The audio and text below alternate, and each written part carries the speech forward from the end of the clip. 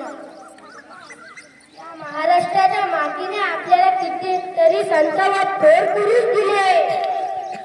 तर चला पुन्हा एक वार महाराष्ट्राच्या इतिहासात डोकावूया. छत्रपती शिवाजी महाराज एक असामान्य योद्धा. मोठी बिकट परिस्थिती होती तेव्हा मराठी मुलकाची. सन 1627 मध्ये या संपूर्ण भारतावर मुघलांचे साम्राज्य होतं. औरंगजेब, विजापूरचा आदिलशाह आणि हैदराबादचा निजाम. अन्याय अत्याचार काय असतो तो येथील जनतेला आता चांगलाच कळायला लागला होता. 7.5 वर्षाच्या दुर्मिळ राजवटीमुळे महाराष्ट्राच्या आता कणाकणात ठिणगी पेटू लागली होती आणि ती सह्याद्रीच्याकडे गबाळात आली. ती सह्याद्रीकडे गेली कित्येक पिढ्यांपासून भोसल्याचा वावर याच भागात होता.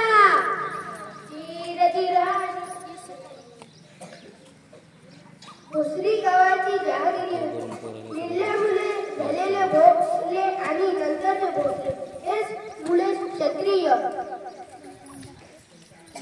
5 भोसल्यांमधील शहाजी हे आदिलशहाच्या सेनेत उच्च पदावर होते.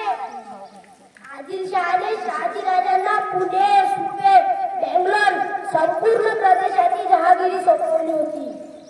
शहाजीराजे व त्याची पत्नी जिजाऊबाई हे देखील मुघलांच्या अत्याचारात अगदी त्रस्त झाले.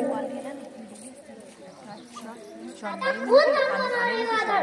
कोण करणार या जनतेचा वाली?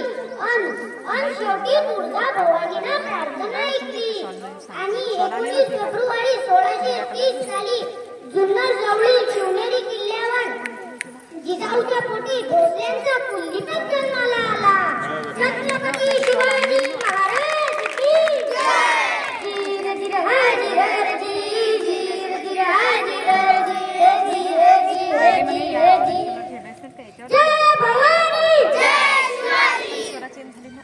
ओके, छान, व्हेरी गुड.